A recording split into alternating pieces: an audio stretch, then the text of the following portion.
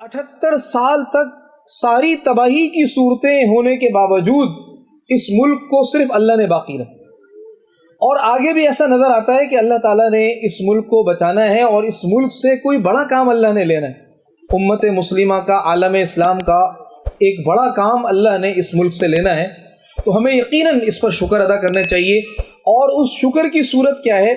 قرآن کریم میں سورہ حج میں اللہ تعالیٰ فرماتے ہیں اعوذ باللہ من الشیطان الرجیم بسم اللہ الرحمن الرحیم الذین ان مکناہم فی الارض، کہ یہ وہ لوگ ہیں کہ جب ہم انہیں زمین میں اقتدار دیتے ہیں، انہیں وطن دیتے ہیں، انہیں حکومت دیتے ہیں، تو یہ 4 کام کرتے ہیں۔ اس نعمت کی قدردانی کرتے ہوئے شکر گزاری کے طور پر 4 کام کرتے ہیں۔ پہلا کام کیا؟ اقام الصلاۃ، نماز قائم کرتے ہیں۔ تو آپ سب عزم کریں، ہم بھی عزم کریں جشن آزادی کے دن کہ اس نعمت کی اصل قدردانی یہ ہے کہ اس ملک میں ہم نے اقامت صلاح کرنا ہے، نماز کا نظام بنانا ہے۔ نماز پڑھنا یہ بہت اہم بات ہے، سب کو نمازی بنانا ہے۔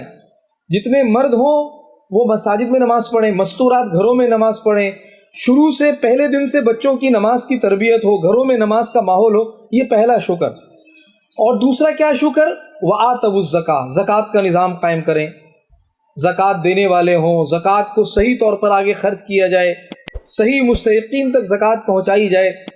تیسرا کام کیا؟ امروا بالمعروف، نیکیوں کا حکم کرنا، کہ ہم اپنے ملک کے اندر ہر آدمی دوسروں کو نیکی کی ترغیب دے، بھلائی کی بات کرے، خیر کی دعوت دے۔ اور چوتھا کام کیا؟ ونہوا عن المنکر، کہ ہم برائیوں سے روک، ہم جہاں اللہ کی کوئی نافرمانی دیکھیں، منکر دیکھیں تو حکمت بصیرت سے روکیں۔ حدیث میں آتا ہے کہ اگر تمہارے میں اتنی استطاعت اور طاقت ہے کہ ہاتھ سے روک سکو، بزور طاقت روک سکو تو بزور طاقت روکو۔ اگر اتنی طاقت نہیں ہے، استعداد نہیں ہے، تو اس کو جو ہے وہ زبان سے برا کہو، اور اگر اتنی بھی طاقت نہیں ہے، زبان سے بھی نہیں کہہ سکتے ہو، استطاعت نہیں ہے، تو دل سے برا جانو۔ تو یہ 4 کام اگر ہم عزم کر لیں تو یہ اصل اس جشن آزادی کی خوشی کے موقع پر اس نعمت کی قدردانی یہ ہے کہ ہم اللہ کا شکر ادا کریں، نوافل پڑھیں، اور ہم اللہ کو راضی کریں۔ اور اللہ کی ناراضگی والی جو چیزیں، ایک حدیث میں سنا کے اپنی بات ختم کرتا ہوں۔ حضرت صلی اللہ علیہ وسلم نے ارشاد فرمایا کہ اللہ تعالیٰ کو 2 آوازیں سخت ناپسند ہیں۔ اللہ تعالیٰ کو 2 آوازیں سخت ناپسند ہیں۔ ایک خوشی ملنے پر، نعمت ملنے پر بانسری کی آواز، باجے کی آواز، میوزک کی آواز، اور دوسری کوئی غم، کوئی مصیبت آ جائے تو نوحے کی آواز، چیخ چلا کر رونا۔ ایک غم آگے آپ کی آنکھوں سے آنسو نکل آئے تو یہ ایک فطری چیز ہے، لیکن اس موقع پر نوحے کرنا اور چلانا اور چنگھاڑنا یہ اللہ کو بہت ناپسند ہے۔ تو آج جشن آزادی کے موقع پر باجے لوگ بجاتے ہیں، بانسریاں بجاتے ہیں، میوزک چل رہا ہوتا ہے، ناچ گانا ہوتا ہے، یہ تو اللہ کے قہر اور عذاب کو دعوت دینے والی چیزیں ہیں، یہ نعمت کی خوشی نہیں ہے۔ اس کا ہمیں بائیکاٹ کرنا چاہیے، اس کو ہمیں ختم کرنا چاہیے۔ اور اس کے ساتھ ساتھ اس موقع پر ہمیں اپنے فلسطینی بھائیوں کو نہیں بھولنا چاہیے کہ ہمیں تو اللہ نے ایک نعمت دی، آزادی کی، ایک وطن دیا، ہم دعا کریں اللہ ان کو بھی آزادی کی نعمت عطا فرما۔ اور جب تک وہ آزاد نہیں ہوتے، جب تک قبلہ اول بیت المقدس آزاد نہیں ہوتا تو ہماری آزادی ناقص ہے۔ پوری امت مسلمہ وہ ایک جسم کی مانند ہے، یہ ہو نہیں سکتا کہ ہم کہیں کہ جی ہم آزاد ہیں اور فلسطین کے اندر مسلمانوں کا قتل عام ہو، غزہ میں روزانہ 100 لوگ شہید ہوتے ہوں، مسجد اقصیٰ وہ شکنجہ یہود میں ہو، یہ نہیں ہو سکتا۔ تو ہماری آزادی اس وقت تک ناقص ہے جب تک مسجد اقصیٰ آزاد نہ ہو جائے، جب تک اہل فلسطین کا مسئلہ حل نہ ہو جائے۔ حضرت صلی اللہ علیہ وسلم نے ارشاد فرمایا پوری دنیا میں بسنے والے مسلمان ایک جسم کی مانند ہیں، اگر سر میں درد ہو تو پورا جسم دکھے، آنکھ میں درد ہو تو پورا جسم دکھے، بخار ہو جائے تو پورا جسم دکھے۔ تو ہمیں یقیناً خوشی ہے آزادی کی، جشن آزادی کی، لیکن ہم یہ سمجھتے ہیں کہ یہ خوشی اس وقت دوبالا ہو جائے گی انشاءاللہ جب اللہ تعالیٰ ہمارے فلسطینی بھائیوں کا مسئلہ حل فرمائیں گے، اور جب وہ مسئلہ حل ہوگا ان کو آزادی ملے گی، ان کو ریاست ملے گی، مسجد اقصیٰ شکنجہ یہود سے آزاد ہوگی، تو انشاءاللہ ہماری یہ خوشی وہ دوبالا ہوگی۔ اللہ تعالیٰ ہمیں اس طرح کے مواقع میں مل بیٹھنے کی توفیق عطا فرمائے۔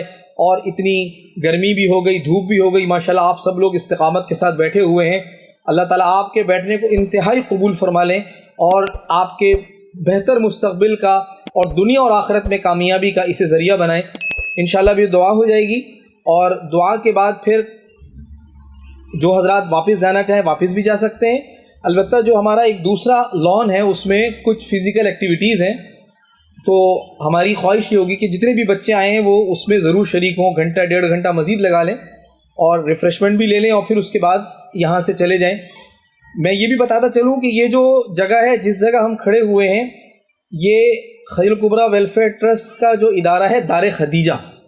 دار خدیجہ یہ ایک آرفنیج ہے جو مہران ٹاؤن کرنگی میں آپریشنل ہے، اور اب اس کی ایکسپینشن کا یہ پلاٹ ہے۔ انشاءاللہ اس جگہ چند سالوں میں ایک بڑا پروجیکٹ ہوگا۔ یہ جس جگہ میں کھڑا ہوں اس کے بائیں جانب سے لے کر جہاں پارکنگ ہے وہاں تک یہ جگہ ہے، اور پھر اس کے بعد لیفٹ سائڈ پر چلے جائیں گے کونے تک، یعنی اس کا جو پچھلا حصہ ہے وہ اس سے کئی گنا بڑا ہے، اور یہ جو حصہ ہے یہ ذرا ایک لمبائی کی شکل میں ہے۔ تو انشاءاللہ امید ہے کہ اللہ نے چاہا تو جلد انشاءاللہ ہم یہاں سنگ بنیاد رکھیں گے بلڈنگ کا، اور یہاں انشاءاللہ یتیم خانہ اور ایک آرفنیج اور ایک خدیجہ الکبریٰ کا ایک پروجیکٹ انشاءاللہ یہاں شروع ہوگا۔ اور اب خوش آئند بات یہ کہ آپ حضرات کے قدم بھی یہاں پڑ گئے، آپ کے بابرکت قدموں کا آنا وہ یہ نیک شگون ہے ہمارے لیے، یہ نیک فعلی ہے کہ انشاءاللہ یہ سفر آسان ہوگا، اور آپ بھی دعاؤں میں یاد رکھیے گا، اور اس میں جو مشکلات ہیں، جو رکاوٹیں ہیں، اللہ تعالیٰ ان کو دور فرمائے، عافیت عطا فرمائے، اور اس پروجیکٹ کو پائے تکمیل تک پہنچائے، اور اس جگہ کو اللہ تعالیٰ اپنی منشا کے مطابق امت مسلمہ کے لیے آباد فرمائے، اور امت مسلمہ کے کاز اور امت مسلمہ کے مقاصد کو اللہ یہاں سے پورا فرمائے۔ جزاکم اللہ خیرا۔